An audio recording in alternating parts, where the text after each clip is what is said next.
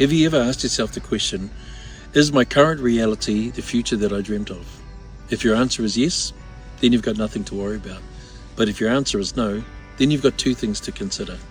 Can it be changed, and do I want it to be changed? Let me share with you my story and how I found my future reality. I remember that when I was young, that my dad wanted to take us to the local swimming pools as a family. And he began to have this debate, this argument with my grandmother.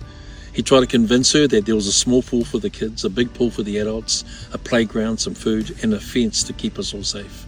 But in typical Polynesian style, my grandmother was not impressed.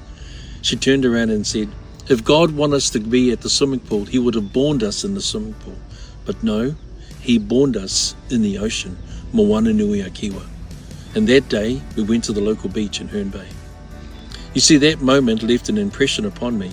I began to realize that my grandmother was not just choosing another destination, she was actually creating the gift of imagination, a key that would help us find our sense of dream and aspiration and our future as well, with courage rather than with fear. Because the ocean, Moana Nui a Kiwa, actually reflects the vastness, the deepness, the unknown. It's a place in which, there are no lifeguards, there are no shallow ends.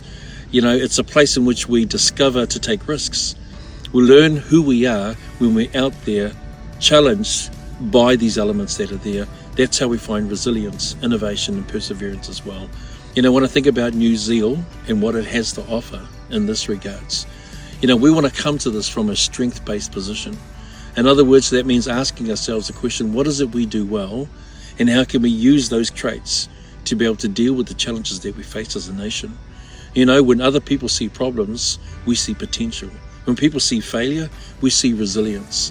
When other people turn around and say, well, it's too hard, it's too difficult, we see an opportunity to actually excel. Where there's division, we see unity waiting to happen. That's our point of difference. And so we want to bring this point of difference here and also to New Zealand, to our communities and to our nation as well. This is a movement. Where over 16,000 Kiwis actually voted in the 2023 election. They voted for not just a political party, but they voted for hope and for a better future. They wanted a future for resilient and thriving families. They want a future where we actually had a government that was responsible.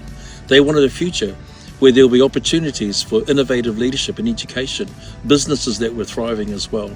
They want a future where there was freedom to make the choices that they made for their families and for their communities and for their country as well.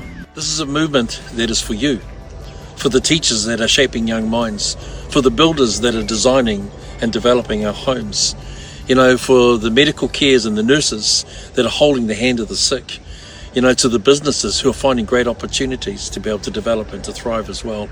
This movement is for you. And so if you're sick of being unheard, if you believe that there's a better future for New Zealand, and if you want to change your circumstance, your reality for you and for your family, then why don't you join us at New Zealand? We're not just running to the left or to the right. We're not just standing for Parliament. We're actually fighting for the futures of our people, both now and for the generations to come. My name is Alfred Ngaro. I'm the leader of the New Zealand Party. We invite you to join us on this journey.